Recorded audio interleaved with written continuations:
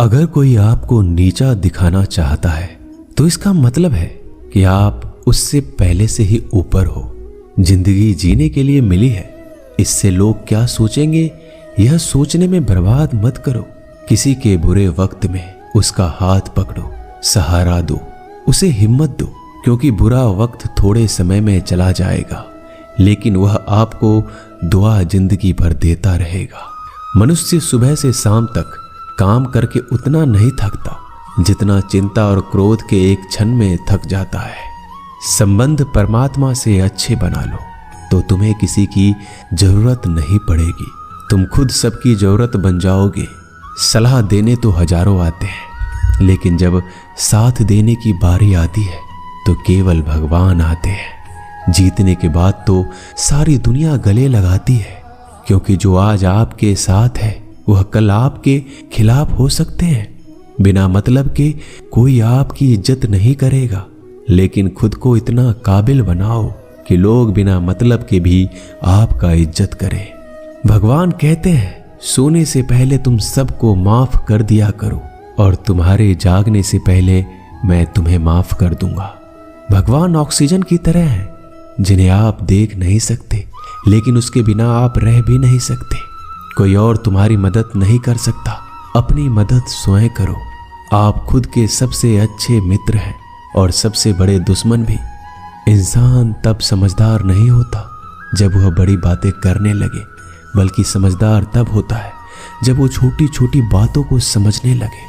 आप किस समय सही थे इसे कोई याद नहीं रखता, लेकिन आप किस समय गलत थे ये सब याद रखते हैं। सब दुख दूर होने के बाद ही मन प्रसन्न होगा, यह आपका भ्रम है। मन प्रसन्न रखो, सब दुख दूर हो जाएंगे, ये हकीकत है। किसी भी व्यक्ति की कोई भी बात बुरी लगे तो दो तरह से सोचो। यदि व्यक्ति महत्वपूर्ण है तो भूल जाओ, और बात महत्वपूर्ण है तो व्यक्ति को भूल जाओ। रिश्तों का संबंध सिर्फ रक्त से नहीं होता, जो मुसीबत में हाथ थाम ले उससे बड़ा कोई रिश्ता नहीं होता। भगवान कहते हैं तुम सब कुछ मुझे सौंप दो, सारा दर्द परेशानी, और बिल्कुल हल्के होकर मुझे याद करो। धीरे धीरे तुम्हारा जीवन बदल जाएगा। हर रोज रात को सोने से पहले भगवान को अपनी पूरी दिनचर्या बता के सोएं। अगर आपके द्वारा किसी का दिल दुखा है तो मन ही मन उससे माफी मांगे। अगर आपका किसी ने दिल दुखाया है तो उसे माफ करके सारी चिंताएं भगवान को सौंप कर सो जाए। यकीन मानिए इससे आपकी जिंदगी खुशनुमा बन जाएगी। क्रोध बोला हुआ एक शब्द इतना जहरीला हो सकता है कि आपकी 1000 प्यारी बातों को 1 मिनट में नष्ट कर सकता है। सबको हंसाना लेकिन किसी पर भी हंसना मत। सबके दुख बांटना लेकिन किसी को दुखी मत करना। सबकी राह में दीप जलाना लेकिन किसी का दिल जलाना मत। यही जीवन की रीत है, जैसा बोओगे वैसा ही पाओगे। दुआएं और प्रार्थनाएं असंभव को भी संभव बना देती है।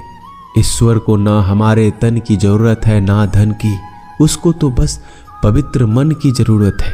इसलिए वो हमें कुछ भी छोड़ने के लिए नहीं कहता, बस कहता है बच्चे मन से विकार छोड़ो, गंदे विचार छोड़ो। जो आने वाला है वो हमेशा गुजरे हुए कल से बेहतर होगा। यही एक सोच आपके जीवन में कभी निराशा नहीं होने देगी। झूठ कितना अजीब है, खुद बोलो तो अच्छा लगता है, दूसरे बोले तो गुस्सा आता है।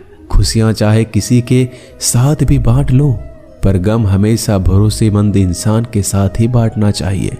जीवन में समय चाहे जैसा हो, परिवार के साथ रहो तो सुख बढ़ जाता है, दुख हो तो बढ़ जाता है।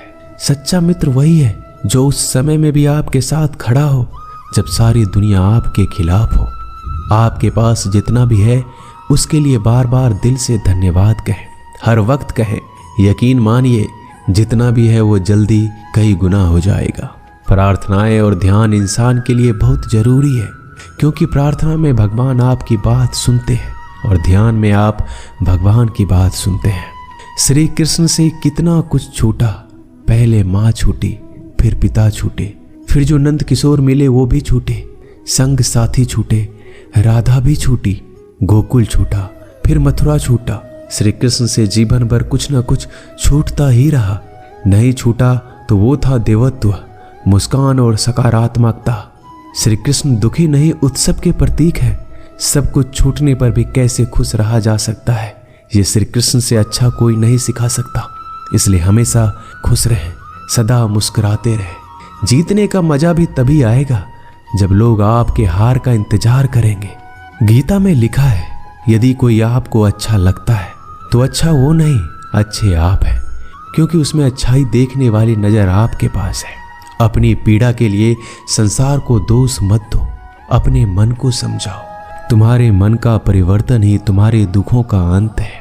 सोच और नीयत अच्छी रखिए, फिर आपके कष्ट प्रभु स्वयं दूर कर देंगे। याद रखना, भगवान से कभी उम्मीद छोड़ना नहीं और दुनिया वालों से कभी उम्मीद रखना नहीं। सुख दुख एक सिक्के के दो पहलू है। जहां सुख होगा वहां दुख भी होगा, जहां दुख होगा वहां सुख भी होगा। इसलिए सुख दुख के बारे में बिना सोचे निरंतर अपने लक्ष्य को प्राप्त करने के लिए प्रयास करते रहना चाहिए। एक बात हमेशा याद रखना, किसी के सामने गिड़गिड़ाने से ना मोहब्बत मिलती है ना इज्जत। इसलिए अपने स्वाभिमान को जिंदा रखो। कोई अगर आपकी किस्मत में होगा तो आपके पास खुद ही चलकर आएगा। दूसरों को हराने का मौका मत दो, बस खुद को आगे ले जाने की जिद पालो। कभी हार ना मानने की आदत ही एक दिन जीतने की आदत बन जाती है। सिर्फ दो चीजें मनुष्य के भाग्य का निर्माण करती है। पहला, स्वभाव।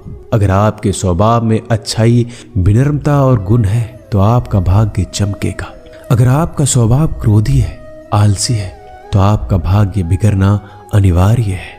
इसलिए अपने स्वभाव को मधुर और आकर्षित बनाइए। दूसरा, आपकी वाणी। बोलना तो आदमी 2.5 साल की उम्र में ही सीख जाता है, परंतु कब, कहां और कैसे बोलना है उसे यह जिंदगी भर भी नहीं समझ पाता। जिसे ये बोलना आ गया कि कब, कहां और कितना बोलना चाहिए, समझ लो उसे सफल होने के लिए कोई नहीं रोक सकता। पिता से बड़ा कोई सलाहकार नहीं, माँ की छांव से बड़ी कोई दुनिया नहीं, भाई से अच्छा कोई भागीदार नहीं और बहन से बड़ा कोई शुभ चिंतक नहीं। इस मतलबी दुनिया से कोई मतलब ना रखो, और मतलब रखना है तो अपने मतलब से मतलब रखो। दुआएं मांगने से किसका भला होता है, मिलता तो वही है जो हमने बोया होता है। तुम नीचे गिर के देखो, कोई नहीं आएगा उठाने। तुम जड़ा उड़कर तो देखो, सब आएंगे गिराने। एक बात हमेशा याद रखना, अगर शराब की दुकान पर बैठकर दूध पियोगे तो तुम्हें शराबी का ही दर्जा मिलेगा, और किसी मंदिर में बैठ के पानी भी पियोगे तो तुम्हें एक संत का दर्जा दिया जाएगा।